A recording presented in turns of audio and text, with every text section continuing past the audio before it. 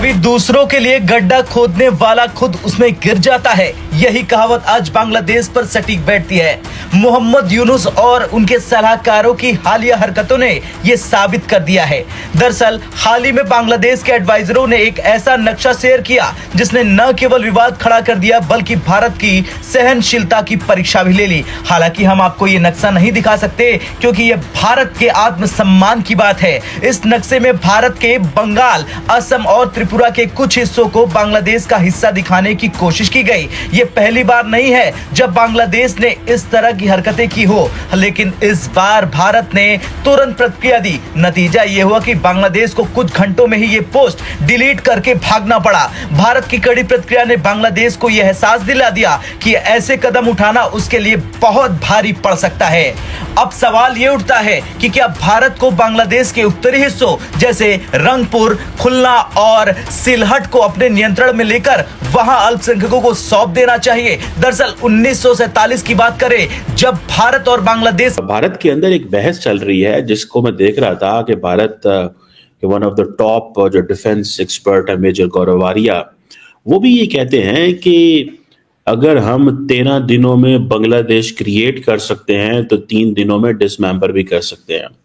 Foreign policy होती है, उस फॉरेन पॉलिसी के मुताबिक इन्होंने चलना होता है। इसमें नो डाउट हमारा इंडिया के साथ जैसा भी जो रिलेशन है अच्छा है। बनने वाला है माँ बनने वाला है, सबकी मदर बनने वाला है इंडिया।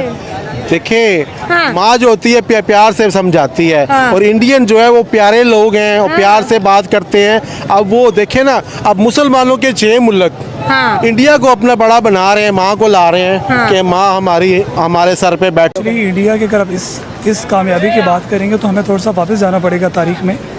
इंडिया हमसे बहुत आगे तभी चला गया था जब उन्होंने IITs बनाई थी 1960 में, ठीक है, नेहरू के टाइम पे, ठीक है। तब से उनका विजन था इंडिया को IT में और इन चीज़ों में आगे लेके आने का। 21st century is the century of data. जय हिंद, जय भारत। आज बांग्लादेश एक नया ग्रेटर बांग्लादेश बनाना चाहता है जिसमें अपने नक्शे के साथ भारत के कुछ हिस्सों को दिखाया जाता है। बांग्लादेश यहाँ भूखे प्यासे से मर रहा है लेकिन अभी तक अपने हरकतों से बाज नहीं आया है। इसको सबक सिखाने की ज़रूरत है। अपने नक्शे में कुछ भारत के कुछ हिस्सों को दिखाया जाता है और थोड़ी देर के बाद उस नक्शे को वहाँ से भारत के दबाव पड़ने पर उसे हटाया जाता है, जिसमें बंगाल और उड़ीसा और कुछ राज्यों को उसने दिखाया जाता है उसके अपने नक्शे में। यहाँ पर तो बांग्लादेश को ये समझना चाहिए कि हम तो अभी भूखे प्यासे मर रहे हैं, थोड़ा सा अपना ख्याल भी रखना चाहिए। लेकिन भारत से पंगा लेने से बिल्कुल बाज नहीं आ रहा। जब से ये यूनिट सरकार आया है तब से, जब से शेख हसीना जब इस गद्दी को छोड़ा है तब से मतलब कि बिल्कुल 3-4 महीने से बिल्कुल समझिए कि बांग्लादेश को ऐसी तैसी करके रख दिया है। तो इस बात को रिएक्शन पाकिस्तानी मीडिया क्या है उसको देखते हैं। आप क्या समझ रहे हैं कि गल्फ कंट्रीज इंडिया के साथ बैठ रही हैं और कितनी बड़ी पावर है जी। इंडिया उनके साथ ट्रेड कर रहा है, इंडिया उनके साथ बातचीत कर रहा है। इंडिया जो है, पहले अगर बात करें तो पहले भी गल्फ कंट्रीज के साथ इंडिया का ताल्लुक बहुत अच्छा था। इस मीटिंग के बाद तो और भी स्ट्रॉन्ग होने वाला है। बिल्कुल उनकी ट्रेड डबल होने वाली है, ठीक है। अब हमारे अगर पाकिस्तान के लोग किसी मुल्क में होंगे तो हम उससे अगर ताल्लुकात ख़राब करते हैं तो सारा हमारे पाकिस्तानियों पे असर पड़ेगा ना। अब इंडियन जो हैं इन्हीं 6 मुल्कों में हैं, उनके काम कर रहे हैं, उनका म्यार अच्छा है, कारोबार अच्छा है उनके, बल्कि इंडिया के इन्वेस्टर भी उन मुल्कों में अपना पैसा भी लगाया हुआ है। तो हाँ। अब इसी वजह से उसको उन्होंने बैठाया सर पे। मुझे तो लगता है अब फ़लस्तीन का भी ये माँ बन के उसका काम हल करेगी मसला। इंडिया हल करेगा क्योंकि मुसलमानों में तो इत्तेफाक ही नहीं है। मुसलमान तो बैठते नहीं है, 2 मुल्क बैठते हैं, 4 निकल जाते हैं, ठीक है। अगर मुसलमानों में इत्तेफाक होता तो आज ये मसले होते ही ना।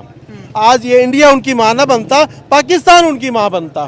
पाकिस्तान क्योंकि सुपर पावर है, पाकिस्तान के पास एटम बम है, इसलिए सारे मुस्लिम कंट्री पाकिस्तान की इज्जत करते हैं। लेकिन अब तो लग नहीं रहा, अब तो हमें कोई पूछ ही नहीं रहा, सब इंडिया की। अब देखें अबू धाबी के जो है प्रिंस वो भी आए हुए हैं इंडिया, और इधर से डॉक्टर एस जयशंकर जो है इस्लामिक कंट्रीज में मौजूद है। दोनों की आपस में बड़ी दोस्ती हो गई है सर।